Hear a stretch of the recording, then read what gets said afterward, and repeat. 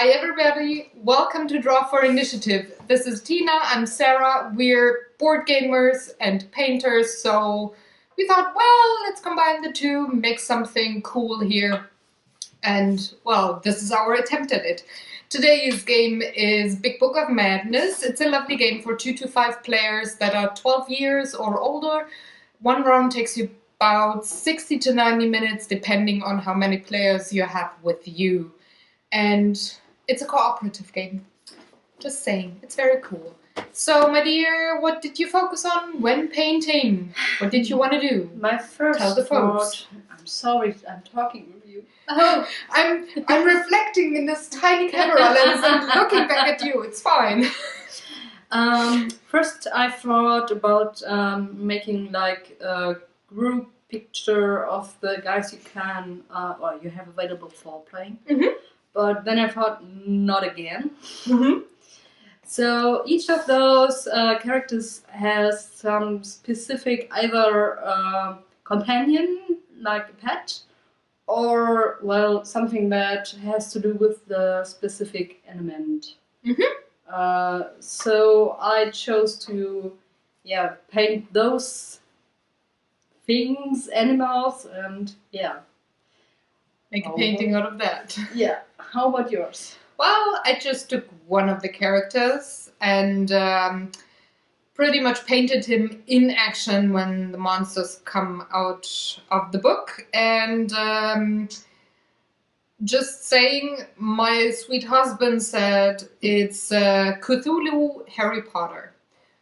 I'm not saying it's correct, but there are some similar things happening, I guess. I can just agree on that. But I tried so hard not to have Harry Potter there. Why? It's cool. But he's not in the game. He's not. But there's a wizard with huge glasses, Mhm. and there are tentacles. So it's basically Harry Potter Cthulhu. Yeah, I was just Cthulhu thinking Potter. in which Potter book were tentacles coming? Maybe In the one with fourth? Cthulhu. In the unwritten one with Cthulhu. Cthulhu So- Potter is the unofficial brother of Harry Potter. And here you have the proof for that. Yes. It's not just a theory, it's proven. Yes, of course. So let's see how we did enjoy watching along. And there we are. Yay! Let's draw some madness. That means tentacles. Oh no! Whoa. Okay. So are your companions that you're drawing there mad or not so much? They didn't tell me. What was their facial expression then? More cutesy or? Well, I think depends on which one you mean. One seemed quite well enjoying his dinner. What, the mushrooms you mean? The mushrooms. While the other seemed a little unsure how to react to that. Well, maybe they weren't sure if these were psychedelic shrooms or just normal mushrooms. Yeah. Like, I don't know. Another one was curious about the glasses he found. Yeah, I really liked the octopus with the glasses, but he just pushes up the glasses. So cute. So yeah, that's sweet. Well, my dude is not really mad. He's more terrified than mad, and you cannot really see what the tentacle monster is having kind of a mood thing. I totally forgot my train of thought. It's amazing. But just to mention that your line work this time is really awesome. I Thank liked you. how balanced it looked and how well you got the proportions and everything. It was pretty lucky. Maybe I should always draw with a glass of white wine next to me. Like, and I always draw or paint sober. Because I feel even if I'm just kind of tipsy, it's not gonna work. So I'm having the glass sitting next to me on the table. I'm looking at it for like 2 hours. Maybe this is the reason why it worked pretty well this time, because I thought, I can only enjoy it if I'm drawing it right on the first try. So I don't know, it was just some weird psycho games. I don't know. It's cool. I really liked it. Yeah, it was pretty simple too. I stayed with the not too many details kind of a style that also comes with the book. I really liked that the glasses were not see-through. Also, while we are at it, we need to mention what we, from the beginning, really loved the art style of that game. So it was really hard to come up with something because we felt like we couldn't get up to what was already there. Yeah, and you don't just want to copy it. You want to have your own style, and it's really difficult to do so when you have a game that has the greatest art style already, and it's so challenges you and says, oh, come on, just copy me. And you were saying, no, I can't, I don't want to, this is, no. And, well, that's pretty much the battle you see there on the papers. By the way, Tina took 101 minutes and I took 142 for this particular game. Oh, really? I was faster than you? Mm-hmm. Oh, that's surprising. Well, you had the bigger surface, so yes, it's probably that reason.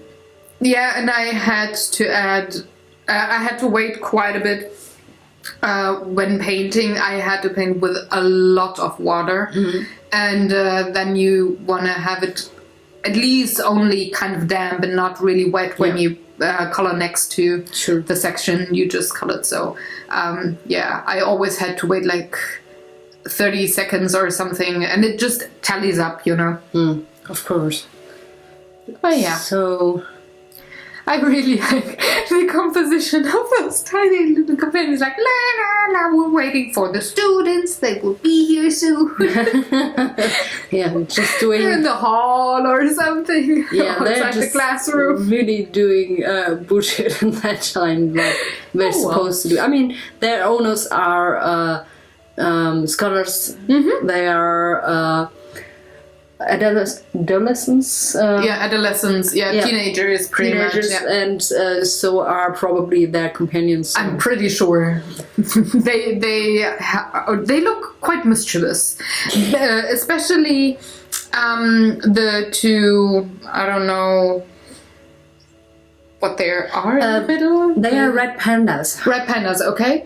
And the green dude, the goblin that's on shrooms or something. Yeah. They look particularly mischievous, and I really liked it. So you didn't ink this time with the liquid ink and the nib. You used a pen. Did it work well enough with the line work and this tiny? Worked awesome. I was really surprised by how good it did for what I wanted to do. Because we were talking about that beforehand, and I wanted to have quite a simple cartoony style this time, because the companions are quite colorful on the original cards, and I wanted to keep that. So I needed to go for a more comical style instead of a realistic style, which I usually prefer. And so after talking to you, I decided to try that. And which one did you use in that, B or F, or a mixture of both? For the outlines, I used that B, but for finer lines, like for the pandas, for the patterns they have, I used the finer one. Cool. Yeah, because I was, or we were just talking beforehand. Are these tiny drawings too small, maybe, for the line size of the bigger brush? But then again, it's angled, so you can kind of have a smaller or a narrower outline as well. Yeah. So I'm very glad that it worked out for you. Yeah, I'm also quite happy about that, because I was thinking about whether to keep it more detailed or more manga-like SD chibi style. And I stuck with keeping it close to the original. Yeah. And just leave out some details. Yeah, that's cute. And the tombos are back again for you. Yeah. They behaved? Not really. It was quite a struggle. Because of the water, or did the Tombos do? Part. Okay. You see the red pandas now, they are quite pale, although I felt like I used quite a lot of the Tombos. Mm-hmm. And I had to add that orange later on, so they get a little brighter. Mm-hmm. But they didn't bleed where they were not supposed to bleed, or did no, they? that was fine. That was fine. Okay, that was good. fine. Good. It was the other part was the water thing, that brush. Oh yeah, the water brush had it leaked too much water for your taste on this painting. Yeah, the first one, and the one I used for the background leaked too little. So I was basically scrapping the paper off at some point, and was cursing a little. Yeah, that's really difficult with those. That's what I usually like doing, is using the bigger brushes, like the normal watercolor brushes for the backgrounds, because you usually work way more watery or juicier, and have those smaller plastic kind of brushes for the tinier things. I will remember that for the future, because I felt like the background is pretty much disturbing the picture for me. I felt like it was good beforehand and it was worse afterwards. I was a bit angry of me that I worked like that, but you can't change it for now. No, you can. Something else learned, but with the bigger brushes, you really have to put down some ink before you start blending. Otherwise, you have a ton of water and hardly any pigment. So the Tombos, I do prefer them for smaller paintings. Just because they feel more crafty than artsy to me, but I do like the super bright ink they have, and therefore I sometimes I'm using them when I think you could maybe even achieve that with watercolor, but I just like the color variety that you can slap down. So it was really, I learned a lot from that picture again. So it was That's a good thing. Yeah. Learning is always a good thing when it comes to painting. Yes, ma'am. Yeah. So, while we are at colors, your picture is quite colorful and still a little dark. I like that combination. Thank you. You know, what I realized is something that I very rarely do. Can you see all the warm colors that I used? It's a trick question. I don't have the ability, it's a trick question. It's just that light yellow ochre in the background of the head. That's the only warm color. All the rest are cold colors, and the warm color is behind the dude, so not in the foreground, but in the background, which I super rarely do, and still it conveys depth.